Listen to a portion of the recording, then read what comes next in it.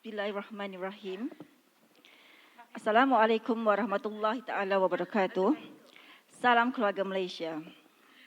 Segala puji-pujian terhadap Allah Subhanahu Wa Taala. Selawat dan salam ke atas junjungan besar Nabi Muhammad sallallahu alaihi wasallam, keluarga serta para sahabat baginda.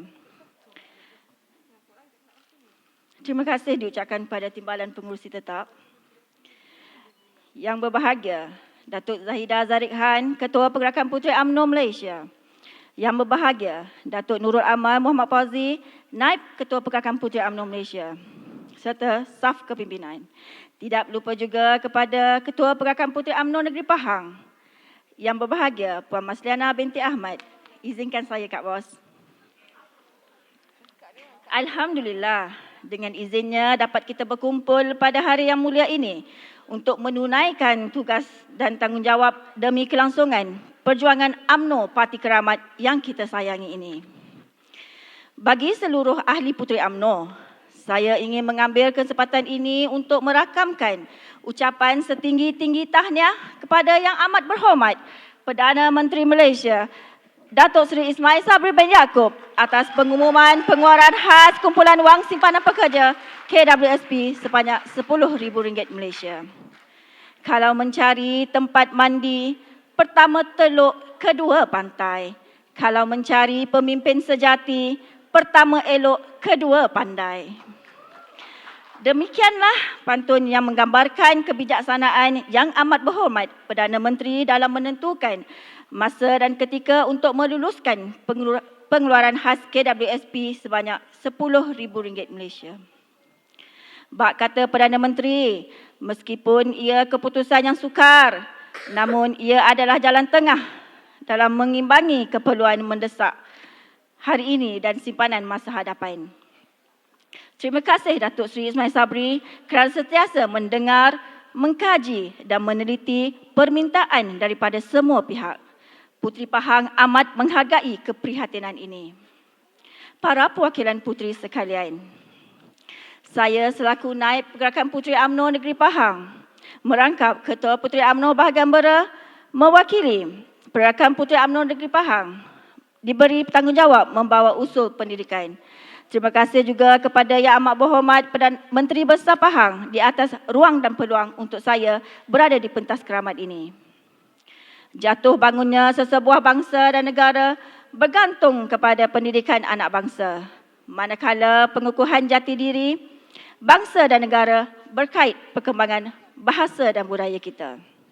Justru Puteri UMNO Pahang sangat menghargai pendirian Perdana Menteri untuk memperkasakan bahasa Melayu. Bahasa Melayu harus kekal sebagai bahasa utama dalam sistem pendidikan dan pentadbiran negara. Demi cinta kepada budaya, kita penatar bahasa bunda. Bahasa maju, budaya jaya, maruah bangsa terpelihara. Perjuangan UMNO dalam memartabatkan bahasa Melayu sebenarnya berkait rapat dengan sejarah peradaban bangsa yang pernah diiktiraf di peringkat antarabangsa. Malah, pakar-pakar sejarah bersetuju bahawa bahasa Melayu merupakan lingua franca yang digunakan dengan meluas lebih 300 juta penduduk rantau ini. Tidak hanya terbatas dalam aktiviti dakwah dan pendidikan asas, bahasa Melayu terbukti mampu menjadi medium pemikiran intelektual tinggi yang berperanan membina akal dan jiwa selain membentuk peradaban. Oleh yang demikian, tidak perlu kita berasa apologetik atau malu untuk menggunakan bahasa Melayu di peringkat diplomasi, perhubungan dua hala atau perdagangan. Seharusnya kita perlu merasa bangga apabila Perdana Menteri yang merupakan Naib Presiden UMNO dan Ketua UMNO Bahagian Bera menggunakan bahasa kebangsaan ketika lawatan rasmi ke negara-negara ASEAN baru-baru ini. Jika negara seperti Indonesia boleh menggunakan bahasa Melayu di peringkat antarabangsa, maka kita juga boleh melakukan sedemikian tanpa segan silu.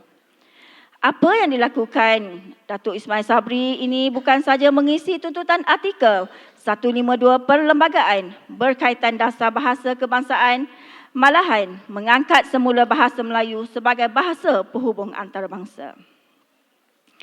Sebuah negara bangsa itu akan menjadi dihormati jika kita sendiri ada keberanian untuk mengangkat bahasa dan budaya kita.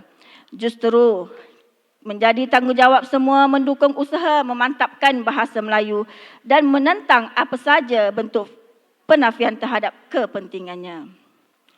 Dengan kesungguhan Perdana Menteri memartabatkan bahasa Melayu, maka Puteri UMNO Pahang menggesa Kementerian Pendidikan Malaysia dan Kementerian Pendidikan Tinggi memastikan semua pelajar asing diwajibkan belajar bahasa Melayu. Adalah sangat menyedihkan jika puluhan ribu pelajar luar negara yang datang ke negara ini langsung tidak menguasai bahasa Melayu, sekurang-kurangnya sebagai bahasa kedua atau ketiga mereka. Isu pendidikan bahasa Melayu dalam kalangan pelajar asing bukan baharu. Persoalan ini dibincang dan dibentang dalam pelbagai bentuk program bertahun-tahun, namun realitinya banyak kekangan hingga memerlukan langkah segera. Senario ini boleh dilihat di kebanyakan universiti awam maupun swasta yang memandang enteng pendidikan bahasa Melayu untuk pelajar asing. Justru Puteri UMNO menggesa agar semua pelajar asing yang belajar di institusi pengajian swasta dalam negara diwajibkan belajar bahasa Melayu. Para perwakilan sekalian, sebelum menutup perbahasan ini, Puteri UMNO Pahang ingin menyentuh mengenai pilihan raya umum PRU. Mahu atau tidak, kita sebagai parti politik perlu berbicara mengenai PRU kerana ia merupakan keutamaan kita. Hanya dengan kuasa sahaja yang membolehkan kita melaksanakan semua agenda rakyat dan negara. Kemenangan di dalam pilihan raya PRN Melaka dan PRN Johor baru-baru ini menguatkan keyakinan kita semua untuk berhadapan pilihan raya umum. Di negeri Melaka dan Johor, kita menang dengan majoriti 2/3. Tahniah diucapkan kepada Barisan Nasional Melaka dan Johor. Apakah pengajaran dari dua PRN ini? Selain kita mempunyai kelebihan kekuatan kerana menguasai peringkat persekutuan dan negeri, jentera dan sokongan akar umbi yang kuat, faktor calon yang akan menerajui kepimpinan negeri atau poster boy yang sangat penting. Sebelum masuk gelanggang di Melaka, kita telah menamakan Datuk Seri Sulaiman Mat Ali sebagai calon Ketua Menteri Melaka. Di Johor pula, kita menamakan Datuk Hasni Muhammad sebagai poster boy parti. Dan semua pihak mengakui faktor imej kedua-dua poster boy ini sangat memainkan peranan dalam membantu kemenangan Barisan Nasional. Ambil juga iktibar di PRN Sabah. Apabila kita tidak menamakan poster boy kita, Barisan Nasional Sabah bertanding 41 kerusi kerana akhirnya kita hanya mampu meraih 14 kerusi. Justru, rakan-rakan perwakilan sekalian, faktor poster boy ini adalah penting dalam membantu kemenangan Barisan Nasional dalam PRU ke-15. Siapakah calon poster boy kita?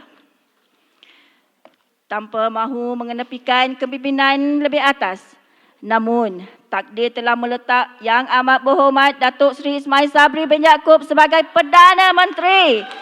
Terimalah takdir ini dan berlapang dada demi perjuangan parti.